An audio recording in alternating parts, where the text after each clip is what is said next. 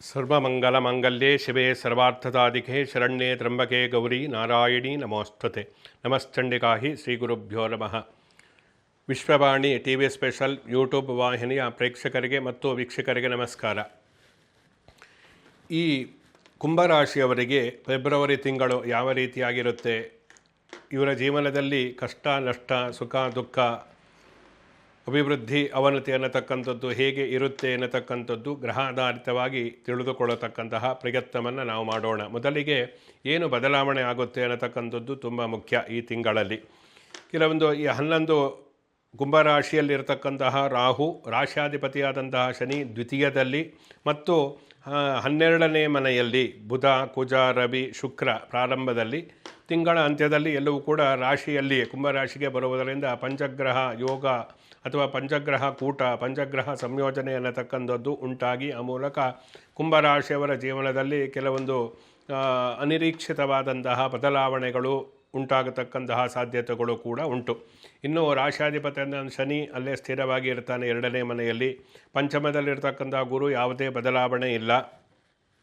ಸಪ್ತಮದಲ್ಲಿರ್ತಕ್ಕಂತಹ ಕೇತು ಅಲ್ಲಿಯೇ ಇರ್ತಾನೆ. ಇವೆಲ್ಲವೂ ಕೂಡ ಪ್ರಮುಖವಾದಂತಹ ಗ್ರಹಸ್ಥಿತಿ. ಇದಕ್ಕೆ ಅನುಗುಣವಾಗಿ ಆರ್ಥಿಕವಾದಂತಹ ರಾಶ್ಯಾಧಿಪತಿ ದ್ವಿತೀಯದಲ್ಲಿ ಇರುವುದರಿಂದ ಉತ್ತಮವಾದಂತಹ ಫಲವನ್ನು ಕೊಡತಕ್ಕಂತಹದ್ದು ಉಂಟು. ಅಂದರೆ ಆರ್ಥಿಕವಾಗಿ ಸದೃಢರಾಗ್ತೀರ. ಈ ತಿಂಗಳು ನಿಮಗೆ ವಿಶೇಷವಾಗಿ, ಅದರಲ್ಲೂ ಪಂಚಮದಲ್ಲಿ ಇದ್ದಾನೆ, ಗುರುವಿನ ಬಲ ಚೆನ್ನಾಗಿ ಇರುವುದರಿಂದ ಸಾಡೆ ಸಾತಿ ನಡೀತಾ ಇದ್ದರೂ ಕೂಡ ದ್ವಿತೀಯ ಭಾವದಲ್ಲಿ ಶನಿ ಹಾಗೂ ಪಂಚಮದಲ್ಲಿ ಗುರು ಇರುವುದರಿಂದ ಆರ್ಥಿಕವಾದಂತಹ ಸ್ವಲ್ಪ ಚೇತರಿಕೆಯನ್ನು ಕಂಡುಕೊಳ್ಳತಕ್ಕಂತಹ ಸಾಧ್ಯತೆಗಳು ಉಂಟು. ಆರ್ಥಿಕವಾಗಿ ಚೇತರಿಕೆ ಉಂಟಾಗುತ್ತೆ. ಆ ಕಾರಣದಿಂದಾಗಿ ಕೆಲವೊಂದು ಹೊಸ ಹೊಸ ಯೋಜನೆಗಳನ್ನು ಮಾಡಬೇಕು, ಏನು ಅಂಗಡಿ ಹೊಸದಾಗಿ ಪ್ರಾರಂಭ ಮಾಡಬೇಕು, ವ್ಯವಹಾರವನ್ನು ಮಾಡಬೇಕು, ಸ್ಟಾರ್ಟಪ್ ಮಾಡಬೇಕು, ಇಂತಹ ಆಸೆ ಎಲ್ಲ ಬರ್ಬೋದು. ಆದರೆ ಅದನ್ನು ಸ್ವಲ್ಪ ನಿಯಂತ್ರಣವನ್ನು ಮಾಡಿಕೊಂಡು ಸ್ವಲ್ಪ ಮುಂದಕ್ಕೆ ಹಾಕಿ ಒಳ್ಳೆಯ ಗೃಹಸ್ಥಿತಿ, ಜಾತಕದಲ್ಲಿ ಇರತಕ್ಕಂತಹ ಉತ್ತಮವಾದ ದಶಾಭಕ್ತಿ ಇವುಗಳನ್ನೆಲ್ಲ ಗಮನಿಸಿಕೊಂಡು ಹೊಸ ಹೊಸ ಯೋಜನೆಗಳನ್ನು ಕಾರ್ಯಗತ ಮಾಡಿಕೊಳ್ಳತಕ್ಕಂಥದ್ದು ಒಳ್ಳೆಯದು. ಇದರಿಂದ ಹಲವು ರೀತಿಯಾದಂತಹ ಸಮಸ್ಯೆಗಳನ್ನು ನೀವು ಎದುರಿಸ್ತಕ್ಕಂಥದ್ದು ತಪ್ಪುತ್ತೆ. ಅಂದರೆ ಜೀವನ ನಿರಾಯಾಸವಾಗಿ ನಡೆದುಕೊಂಡು ಹೋಗುತ್ತೆ. ಅದರಿಂದ ಆ ವಿಚಾರದಲ್ಲಿ ಎಚ್ಚರಿಕೆಯಿಂದ ಇರಿ. ಹೊಸದಾಗಿ ಏನಾದರೂ ಇನ್ವೆಸ್ಟ್ಮೆಂಟ್ ಮಾಡತಕ್ಕಂಥದ್ದು ಇದ್ದರೆ ಅಥವಾ ಯಾರಿಗಾದ್ರೂ ಸಾಲ ಕೊಡತಕ್ಕಂಥದ್ದು ಅಥವಾ ಟ್ರೇಡಿಂಗ್ ಮಾಡ್ತಕ್ಕಂಥವ್ರು ತುಂಬ ಎಚ್ಚರಿಕೆಯಿಂದ ಬೇಕು. ಅದೃಷ್ಟ ಅನ್ನತಕ್ಕಂಥದ್ದು ಅಷ್ಟೊಂದು ಅದೃಷ್ಟ ಭಾವ ಅಂತ ಜಾತಕದಲ್ಲಿರುತ್ತೆ. ಅದೃಷ್ಟ ಭಾವದ ಅಧಿಪತಿ ದ್ವಾದಶದಲ್ಲಿ ಇದ್ದಾಗ, ಅಂದರೆ ಭಾಗ್ಯಾಧಿಪತಿ ದ್ವಾದಶದಲ್ಲಿದ್ದಾಗ ದುಸ್ಥಾನದಲ್ಲಿ ನೀವು ಅದೃಷ್ಟ ಕೈ ಕೊಡುತ್ತೆ. ಏನೋ ಅದು ಬರುತ್ತೆ, ಈ ರೀತಿ ಆಗುತ್ತೆ, ಅಭಿವೃದ್ಧಿ ಆಗುತ್ತೆ, ಹಣ ಬರುತ್ತೆ ಅನ್ನತಕ್ಕ ನಿರೀಕ್ಷೆ ಇಟ್ಟುಕೊಂಡಿರ್ತೀರ, ಬರಲ್ಲ. ಈ ರೀತಿಯೆಲ್ಲ ಆಗಿಬಿಡುತ್ತೆ. ಅದರಿಂದ ಆ ವಿಚಾರದಲ್ಲಿ ತುಂಬ ಎಚ್ಚರಿಕೆ ಹೆಜ್ಜೆಯನ್ನು ಇಟ್ಟುಕೊಂಡು ಆರ್ಥಿಕ ವ್ಯವಹಾರಗಳನ್ನು ಮಾಡಿಕೊಳ್ಳಿ. ಜೊತೆಯಲ್ಲಿ ಒಂದು ವಿಶೇಷವಾಗಿ ಈ ಆಸ್ತಿಗೆ ಸಂಬಂಧಪಟ್ಟಂತೆ ಕೆಲವೊಂದು ಸಮಸ್ಯೆಗಳು ಬಂದಿದ್ದರೂ ಕೂಡ ಅದೆಲ್ಲವೂ ಕೂಡ ಒಂದು ಪರಸ್ಪರ ಒಪ್ಪಂದದಿಂದ ಇತ್ಯರ್ಥ ಆಗತಕ್ಕಂಥದ್ದು ಫೆಬ್ರವರಿ ತಿಂಗಳಲ್ಲಿ ಉಂಟಾಗುತ್ತೆ. ಅದರಿಂದ ಆಸ್ತಿ ವಿಚಾರ, ಅದರಲ್ಲೂ ಪಿತ್ರಾರ್ಜಿತ ಪಿತೃಮೂಲವಾದಂತಹ ಆಸ್ತಿಗಳ ವಿಚಾರಗಳು ಏನಾದರೂ ಇದ್ದರೆ, ಆಸ್ತಿ ವಿಭಾಗ ಇರ್ಬೋದು, ಆಸ್ತಿಯಿಂದ ಬರತಕ್ಕಂತಹ ಸಂಪತ್ತು ಅಥವಾ ಹಣ ಇರ್ಬೋದು, ಇದು ಏನೇ ಇದ್ದರೂ ಕೂಡ ಈ ಫೆಬ್ರವರಿ ತಿಂಗಳಲ್ಲಿ ನೀವು ಅದನ್ನು ಇತ್ಯರ್ಥ ಮಾಡಿಕೊಂಡ್ರೆ ಅದು ಸಮಾಧಾನಕರವಾಗಿ ಬಗೆಹರಿಯುತ್ತೆ. ಅದರಿಂದ ಈ ವಿಷಯದಲ್ಲಿ ತುಂಬ ಎಚ್ಚರಿಕೆಯಿಂದ ಪಿತ್ರಾರ್ಜಿತ ಆಸ್ತಿಯನ್ನು ಅಥವಾ ಆಸ್ತಿಗೆ ಸಂಬಂಧಪಟ್ಟಂತಹ ವಿಚಾರಗಳನ್ನು ತಾರ್ಕಿಕವಾದಂತಹ ಅಂತ್ಯದಲ್ಲಿ ಮುಗಿಸಿಕೊಳ್ಳತಕ್ಕಂಥದ್ದು ಒಳ್ಳೆಯದು ಪ್ರಮುಖವಾಗಿ. ಜೊತೆಯಲ್ಲಿ ವಿಶೇಷವಾಗಿ ಮಕ್ಕಳಿಂದ ಒಂದು ವಿಶೇಷವಾಗಿ ಅವರ ಯಾವುದೇ ವಯಸ್ಸಿನಲ್ಲಿರಲಿ, ವಿದ್ಯಾರ್ಥಿ ದೆಸೆಯಲ್ಲಿರಲಿ, ಯುವಕರಾಗಿರಲಿ ಅಥವಾ ವಿವಾಹ ವಯಸ್ಕರಾಗಿರಲಿ, ಯಾವುದೇ ಆದರೂ ಕೂಡ ಮಕ್ಕಳಿಗೆ ಒಂದು ಉತ್ತಮವಾದಂತಹ ಭವಿಷ್ಯದ ಒಂದು ರೂಪು ಈ ತಿಂಗಳಲ್ಲಿ ಉಂಟಾಗುತ್ತೆ. ಮಕ್ಕಳಿಂದ ಅಥವಾ ಮಕ್ಕಳಿಗೆ ನಿಮ್ಮಿಂದ ಒಂದು ವಿಶೇಷವಾದಂತಹ ಒಂದು ಆಶೀರ್ವಾದ ಅಥವಾ ನಿಮ್ಮಿಂದ ಅವರಿಗೆ ಸಹಾಯ, ನಿಮ್ಮಿಂದ ಅವರ ಜೀವನದಲ್ಲಿ ಪ್ರಗತಿ, ಇದೆಲ್ಲವನ್ನು ನೋಡಬಹುದು. ಅಂದರೆ ನಿಮ್ಮ ಪ್ರಯತ್ನದಿಂದ ವಿವಾಹ ವಯಸ್ಕರಾದಂತಹ ಮಗಳಿಗೆ ಅಥವಾ ಮಗನಿಗೆ ವಿವಾಹ ಆಗತಕ್ಕಂತಹ ಸಾಧ್ಯತೆಗಳು ಕೂಡ ಈ ತಿಂಗಳಲ್ಲಿ ಒಂದು ವಿವಾಹ ಕಾರ್ಯಸಿದ್ಧಿ ಆಗುತ್ತೆ ಅಂತೇಳಿ ಹೇಳ್ಬೋದು. ಇನ್ನು ಹೊಸದಾಗಿ ವಾಹನ ಏನಾದರೂ ಖರೀದಿಯನ್ನು ಮಾಡಬೇಕಾದರೆ ಉತ್ತಮವಾದಂತಹ ಸಮಯ ಇದೆ. ಉತ್ತಮವಾದಂತಹ ಮಾಸ, ಉತ್ತಮವಾದಂಥ ತಿಂಗಳು, ಮುಹೂರ್ತಗಳಿರ್ತಕ್ಕಂತಹ ದಿನಗಳು ಕೂಡ ಆಗಿರುವುದರಿಂದ ತಾರಾನುಕೂಲವನ್ನು ನಾವು ನೋಡಿಕೊಂಡು ಈ ತಿಂಗಳಲ್ಲಿ ಹೊಸ ವಾಹನವನ್ನು ಖರೀದಿಸಿ, ಹೊಸ ವಾಹನಕ್ಕೆ ಬದಲಾಯಿಸ್ತಕ್ಕಂಥದ್ದಿದ್ದರೆ ಅಥವಾ ಇನ್ನಿತರ ಯಾವುದೇ ಹೊಸ ಖರೀದಿಯನ್ನು ಮಾಡುವುದಕ್ಕೆ ಉತ್ತಮವಾದಂತಹ ಸಮಯ. ಅದರಲ್ಲೂ ಕೂಡ ವಾಹನ ಖರೀದಿಗೆ ಈ ತಿಂಗಳಲ್ಲಿ ಉತ್ತಮವಾದಂತಹ ಸಮಯ ಇದೆ. ಅಂತಹದ್ದನ್ನು ಯೋಚನೆಯನ್ನು ಮಾಡಬಹುದು. ಇನ್ನು ವಿಶೇಷವಾಗಿ ಪೂರ್ವ ಪುಣ್ಯ ಸ್ಥಾನದಲ್ಲಿ ಪಂಚಮ ಭಾವದಲ್ಲಿ ಗುರು ಇರುವುದರಿಂದ ಆಧ್ಯಾತ್ಮಿಕವಾದಂತಹ ಕ್ಷೇತ್ರಗಳತ್ತ ನಿಮ್ಮ ಮನಸ್ಸು ಹೊರಡಬಹುದು. ಆಧ್ಯಾತ್ಮಿಕವಾದಂತಹ ಕ್ಷೇತ್ರಗಳಿಗೆ ತೀರ್ಥಯಾತ್ರೆ ಹೋಗಿ ಇಷ್ಟದೇವರ ಕುಲದೇವರ ದರ್ಶನವನ್ನು ಮಾಡತಕ್ಕಂಥದ್ದು, ಮನೆಯಲ್ಲಿ ಶುಭ ಸಮಾರಂಭಗಳು ನಡೀತಕ್ಕಂತಹ ಒಂದು ಸಂಭ್ರಮದ ವಾತಾವರಣ ಇರುತ್ತೆ ಅಂತೇಳಿ ಹೇಳ್ಬೋದು.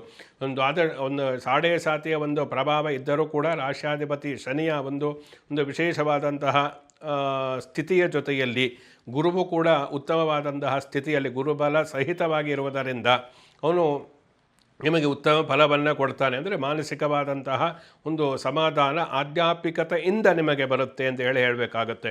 ಮನಸ್ಸಿಗೆ ಶಾಂತಿ ಹಣದಿಂದ ಬರುವುದಿಲ್ಲ. ನೀವು ಯಾವ ರೀತಿಯಾಗಿ ಇರ್ತೀರಾ, ಜೀವನ ಯಾವ ರೀತಿ ನಡೆಸ್ತಿರೋ ಲೈಫ್ ಸ್ಟೈಲ್, ಅದಕ್ಕೆ ಸರಿಯಾಗಿ ನಾವು ನಮ್ಮ ನೆಮ್ಮದಿಯನ್ನು ಮನಃಶಾಂತಿಯನ್ನು ಪಡೆದುಕೊಳ್ಳುವುದಕ್ಕೆ ಸಾಧ್ಯ.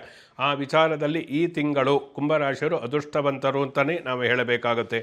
ಇನ್ನು ಶತ್ರುಗಳ ಒಂದು ವಿಚಾರದಲ್ಲಿ ತುಂಬ ಎಚ್ಚರಿಕೆಯಿಂದ ಇರಿ. ನಿಮ್ಮ ಜೊತೆಯಲ್ಲೇ ಇರತಕ್ಕಂತಹ ಕೆಲಸಗಾರರು, ಸಹೋದ್ಯೋಗಿಗಳು ಅಥವಾ ಇನ್ನಿತರ ಯಾರೇ ಇರಬಹುದು, ಮೇಲಧಿಕಾರಿಗಳೇ ಇರಬಹುದು, ನೀವು ಯಾರನ್ನು ನಂಬಿರ್ತೀರೋ ಅವರಿಂದ ನಿಮಗೇನು ಸಹಾಯ ಆಗುವುದಿಲ್ಲ. ಅದಕ್ಕೆ ಬದಲಾಗಿ ತೊಂದರೆಯೇ ಉಂಟಾಗುತ್ತೆ. ಅದರಿಂದ ಅವ್ರು ಏನು ಮಾಡ್ತಾರೆ ಅಂತ ಹೇಳಿ ಗೊತ್ತೇ ಆಗೋದಿಲ್ಲ. ಹಿಂದಿನಿಂದ ಏನೋ ತೊಂದರೆ ಕುತಂತ್ರವನ್ನು ಮಾಡ್ತಾ ಇರ್ತಾರೆ. ಆ ವಿಚಾರದಲ್ಲಿ, ಶತ್ರುಗಳ ವಿಚಾರದಲ್ಲಿ, ಹಿತಶತ್ರುಗಳ ವಿಚಾರದಲ್ಲಿ ತುಂಬ ಎಚ್ಚರಿಕೆ ಹೆಜ್ಜೆಯನ್ನು ಇಡ್ತಕ್ಕಂಥದ್ದು ತುಂಬ ಮುಖ್ಯ. ನಿಮ್ಮ ಕೆಲಸ ಎಷ್ಟಿದೆ ಅಷ್ಟೇ ನೀವು ನಿರ್ವಹಿಸಿ. ಇನ್ನಿತರ ಅನಾವಶ್ಯಕವಾದಂತಹ ವಿಚಾರಗಳತ್ತ ನಿಮ್ಮ ಮನಸ್ಸನ್ನು ಕೊಡಬೇಡಿ. ನಿಮ್ಮ ಕೆಲಸವನ್ನು ಶ್ರದ್ಧೆಯಿಂದ ಮಾಡಿ. ಎಷ್ಟೇ ಶತ್ರುಗಳ ತೊಂದರೆ ಇದ್ದರೂ ಕೂಡ ನಿಮಗೆ ಪ್ರಗತಿ, ಅದರಿಂದ ನಿಮಗೊಂದು ಉತ್ತಮವಾದಂತಹ ಅಭಿವೃದ್ಧಿ ಜೀವನದಲ್ಲಿ ಉಂಟಾಗುತ್ತೆ. ಇನ್ನು ರೋಗದ ವಿಚಾರಕ್ಕೆ ಬಂದಾಗ ತುಂಬ ಎಚ್ಚರಿಕೆಯಿಂದ ಇಡಬೇಕು. ಈಗಾಗಲೇ ಯಾವುದಾದರೂ ವ್ಯಾಧಿಗಳು ಬಾಧಿಸ್ತಾ ಇದ್ದರೆ ಶಸ್ತ್ರಚಿಕಿತ್ಸೆ ಆಗತಕ್ಕಂತಹ ಸಾಧ್ಯತೆಗಳು ಕೂಡ ಇದೆ. ಆದ್ದರಿಂದ ಸೂಕ್ತವಾದಂತಹ ಸಮಯದಲ್ಲಿ ವೈದ್ಯರು ಹೇಗೆ ಹೇಳ್ತಾರೋ ಆ ರೀತಿಯಾಗಿ ನೀವು ನಡೆದುಕೊಳ್ಳಬೇಕು. ವಿಳಂಬ ಮಾಡಬೇಡಿ. ಯಾವುದೇ ರೀತಿಯಾದ ಚಿಕಿತ್ಸೆ ಇದ್ದರೆ ಅದನ್ನು ಸೂಕ್ತವಾದಂತಹ ಸಮಯದಲ್ಲಿ ವೈದ್ಯರ ಸಲಹೆಯಂತೆ ನಡೆದುಕೊಂಡರೆ ನಿರೋಗವಾದಂತಹ ಶರೀರ, ದೀರ್ಘಾವಧಿಯಾದಂತಹ ಆರೋಗ್ಯ ಭಾಗ್ಯವನ್ನು ಪಡೆದುಕೊಳ್ಳಲಿಕ್ಕೆ ಸಾಧ್ಯ ಇದೆ. ಆದ್ದರಿಂದ ಆರೋಗ್ಯದ ವಿಚಾರದಲ್ಲಿ ತುಂಬ ಎಚ್ಚರಿಕೆಯಿಂದ ಇರಬೇಕಾಗುತ್ತೆ. ಇನ್ನು ವಿಶೇಷವಾಗಿ ಅದರಲ್ಲೂ ಕೂಡ ದ್ವಾದಶ ಭಾವದಲ್ಲಿರತಕ್ಕಂತಹ ಗ್ರಹಗತಿಗಳು ಏನಿದೆ ಅದು ನಂತರದಲ್ಲಿ ರಾಶಿಗೆ ಬರುತ್ತೆ. ಪಂಚಗ್ರಹಗಳ ಕೂಟ ಅಂದರೆ ಚತುರ್ಥಾಧಿಪತಿಯಾದಂತಹ ಶುಕ್ರ, ಅಂದರೆ ಪಂಚಮಾಧಿಪತಿಯಾದಂತಹ ಬುಧ, ತೃತೀಯಾಧಿಪತಿಯಾದಂತಹ ಕುಜ ಮತ್ತು ಕುಂಭರಾಶಿಗೆ ಶತ್ರುವಾಗಿರತಕ್ಕಂತಹ ರವಿ ಎಲ್ಲವೂ ಕೂಡ ರಾಶಿಯಲ್ಲಿಯೇ ಕುಂಭರಾಶಿಯಲ್ಲಿ ನಿಲ್ಲುವುದರಿಂದ ಅದು ಆಯಾ ಗ್ರಹಕ್ಕೆ, ಆ ತತ್ವಕ್ಕೆ ಸಂಬಂಧಪಟ್ಟಂತಹ ಪರಿಣಾಮವನ್ನು ಉಂಟು ಮಾಡಬಹುದು. ಬುದ್ಧಿ ವಿವೇಕದಿಂದ ವರ್ತಿಸಲಿಕ್ಕೆ ಆಗದೆ ಅದರಿಂದ ಕೆಲವೊಂದು ಕಲಹಗಳು ಉಂಟಾಗಬಹುದು. ಸ್ತ್ರೀಯರು ಅಥವಾ ಪುರುಷರಿಂದ ಕೆಲವೊಂದು ಸಮಸ್ಯೆಗಳು, ಸ್ತ್ರೀಯರಿಗೆ ಪುರುಷರಿಂದ, ಪುರುಷರಿಗೆ ಸ್ತ್ರೀಯರಿಂದ ಕೆಲವೊಂದು ತೊಂದರೆಗಳು ಆಗತಕ್ಕಂತಹ ಸಾಧ್ಯತೆಗಳು ಕೂಡ ಆ ಶುಕ್ರಗ್ರಹದ ಒಂದು ಪ್ರಭಾವದಿಂದ ಉಂಟಾಗಬಹುದು. ರವಿ ಆತ್ಮಕಾರಕನೂ ಹೌದು, ಪಿತೃಕಾರಕನೂ ಹೌದು. ಆದ್ದರಿಂದ ಕೆಲವೊಂದು ಮಾನಸಿಕವಾದಂತಹ ಚಾಂಚಲ್ಯತೆಯಿಂದ ಕೆಲವೊಂದು ಅನಾವಶ್ಯಕವಾದಂತಹ ವಿಚಾರಗಳಲ್ಲಿ ತಲೆ ತೂರಿಸ್ತಕ್ಕಂಥದ್ದು ಅಥವಾ ದೃಢ ನಿರ್ಧಾರವನ್ನು ತೆಗೆದುಕೊಳ್ಳತಕ್ಕಂತಹ ವಿಚಾರದಲ್ಲಿ ಗೊಂದಲ ಉಂಟಾಗತಕ್ಕಂಥದ್ದು, ಇಂತಹದ್ದೆಲ್ಲ ಉಂಟಾಗುತ್ತೆ. ಆದ್ದರಿಂದ ಈ ಎಲ್ಲ ವಿಷಯಗಳಿಗೂ ಕೂಡ ನೀವು ಕುಂಭ ರಾಶಿಯವರು ಅದರಲ್ಲೂ ಶನಿ ಮಂತ್ರವನ್ನು ಪಠಿಸಬೇಕು.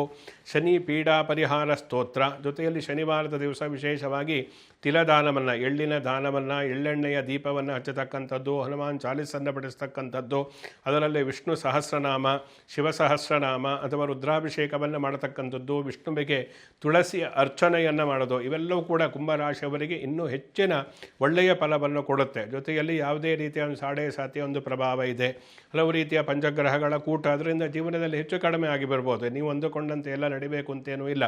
ಗಾಡಿಯಲ್ಲಿ ಹೋಗ್ತಾ ಇದ್ರೂ ಅಪಘಾತಗಳು ಆಗುತ್ತೆ. ಸುಮ್ಮನೆ ಪಾದಾಚಾರಿಗಳಾಗಿ ನಡ್ತಾ ಹೋಗ್ತಾ ಇದ್ದರೂ ಅಪಘಾತ ಆಗುತ್ತೆ. ಅವರ ಗ್ರಹಚಾರ ಯಾವ ರೀತಿಯಾಗಿದೆ ಅನ್ನತಕ್ಕಂಥದ್ದೇ ತುಂಬ ಮುಖ್ಯ.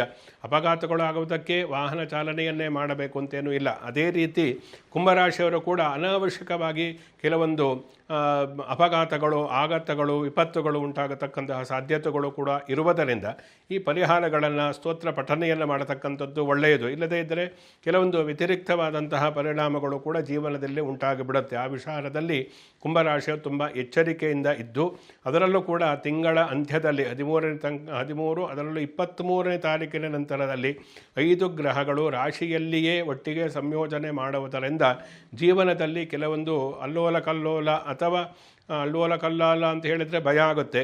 ಅದಕ್ಕಿಂತ ಜೀವನದಲ್ಲಿ ಕೆಲವೊಂದು ವ್ಯತಿರಿಕ್ತವಾದಂತಹ ನೀವು ಅಂದುಕೊಂಡ ಇಲ್ಲದೇ ಇರತಕ್ಕಂತಹ ಘಟನಾವಳಿಗೆ ಕಾರಣ ಆಗುವುದರಿಂದ ಆ ಸಮಯದಲ್ಲಿ ಹೆಚ್ಚು ಹೆಚ್ಚು ದೇವರ ಕೆಲಸವನ್ನು ಮಾಡಿ, ದೇವರ ಸ್ತೋತ್ರ ಪಠನೆಯನ್ನು ಮಾಡಿ, ಆ ಮೂಲಕ ಇಷ್ಟದೇವರ ಪ್ರಾರ್ಥನೆಯನ್ನು ಮಾಡಿ, ಇದೆಲ್ಲ ಮಾಡೋದರಿಂದ ಕುಂಭರಾಶಿಯವರಿಗೆ ಈ ಫೆಬ್ರವರಿ ತಿಂಗಳಲ್ಲಿ ಎಷ್ಟೋ ಕೆಟ್ಟ ಫಲಗಳನ್ನು ನಿವಾರಿಸಿಕೊಳ್ಳಬಹುದು. ಉತ್ತಮವಾದಂತಹ ಫಲದ ನಿರೀಕ್ಷೆಯನ್ನು ಕೂಡ ಮಾಡುವುದಕ್ಕೆ ಸಾಧ್ಯ ಇದೆ. ಅದರಲ್ಲಿ ಕೃಷಿಕರಿಗೆ ವಿಶೇಷವಾಗಿ ಕೃಷಿಕಾರಕನಾದಂತಹ ಕುಂಭರಾಶಿಯ ಅಧಿಪತಿಯಾದಂತಹ ಶನಿ ದ್ವಿತೀಯದಲ್ಲಿ ಇರುವುದರಿಂದ ಕೃಷಿಕರಿಗೆ ಉತ್ತಮವಾದಂತಹ ಫಲ ಸಿಗುತ್ತೆ ಅಂತ ಹೇಳಬಹುದು. ಯಾವುದೇ ಅಲ್ಲಿ ಯಾವುದೇ ಬೇಸಾಯವನ್ನು ಮಾಡ್ತಾ ಇರಿ, ಭತ್ತ ಇರ್ಬೋದು, ಅಡಿಕೆ ಇರ್ಬೋದು, ಜೋಳ ಇರ್ಬೋದು, ರಾಗಿ ಇರ್ಬೋದು, ಜೇನು ಇರ್ಬೋದು, ರೇಷ್ಮೆ ಕೃಷಿಕರೇ ಇರ್ಬೋದು. ಒಟ್ಟಿನಲ್ಲಿ ಕೃಷಿ ನೀವು ಮಾಡತಕ್ಕಂಥವರು ನಿಮ್ಮ ಉತ್ಪನ್ನಗಳಿಗೆ, ನೀವು ಮಾಡತಕ್ಕಂತಹ ಯಾವುದೇ ಒಂದು ಕೃಷಿ ಉತ್ಪನ್ನಗಳಿಗೆ ಉತ್ತಮವಾದಂತಹ ಬೆಲೆ ಈ ತಿಂಗಳು ಸಿಗತಕ್ಕಂತಹ ಸಾಧ್ಯತೆಗಳು ಉಂಟು. ಯಾಕೆಂದರೆ ಎಷ್ಟೋ ಜನ ಕೃಷಿಕರು ತಾವು ಬೆಳೆದಂತಹ ಬೆಳೆಗೆ, ಫಸಲಿಗೆ ಉತ್ತಮವಾದಂತಹ ಬೆಲೆ ಬರದೇ ಇರತಕ್ಕಂಥದ್ದಿಂದ ನಿರಾಶರಾಗಿರ್ತಾರೆ. ಆದರೆ ಆ ಗ್ರಹಗತಿಗಳು ಕೂಡಿ ಬಂದಾಗ ನಿಮ್ಮ ಉತ್ತಮವಾದಂತಹ ಒಂದು ಗ್ರಹಸ್ಥಿತಿಗಳ ಕಾರಣದಿಂದ ಫಸಲಿಗೆ ಉತ್ತಮವಾದಂತಹ ಒಂದು ಬೆಂಬಲ ಬೆಲೆ ಇರ್ಬೋದು, ಅಥವಾ ಅದನ್ನು ಕೊಂಡುಕೊಳ್ಳತಕ್ಕಂಥವ್ರು ಬಂದು ಆ ಮೂಲಕ ಕೃಷಿ ಸಮಸ್ಯೆ ಪರಿಹಾರ ಆಗುತ್ತೆ. ಹೀಗೆ ಕುಂಭರಾಶಿಯವರಿಗೆ ಕೃಷಿ ಕ್ಷೇತ್ರದಲ್ಲಿಯೂ ಕೂಡ ಉತ್ತಮವಾದಂತಹ ಫಲ ಇರುವುದರಿಂದ ಅದನ್ನು ನಾವು ಸರಿಯಾಗಿ ನೋಡಿಕೊಂಡು ಆ ಮೂಲಕ ಕೆಲವೊಂದು ಪರಿಹಾರಗಳನ್ನು ಆಚರಿಸಿಕೊಂಡು ಮುಂದುವರಿದರೆ ಒಂದು ವಿಶೇಷವಾದಂತಹ ಒಂದು ಫಲವನ್ನು ಈ ತಿಂಗಳಲ್ಲಿ ಪಡೆಯಲಿಕ್ಕೆ ಸಾಧ್ಯ ಇದೆ ಅಂತೇಳಿ ಹೇಳಬಹುದು. ಸಮಸ್ತ ಸನ್ಮಂಗಳಾನಿ ಭವಂತು. ಶುಭಮಸ್ತು.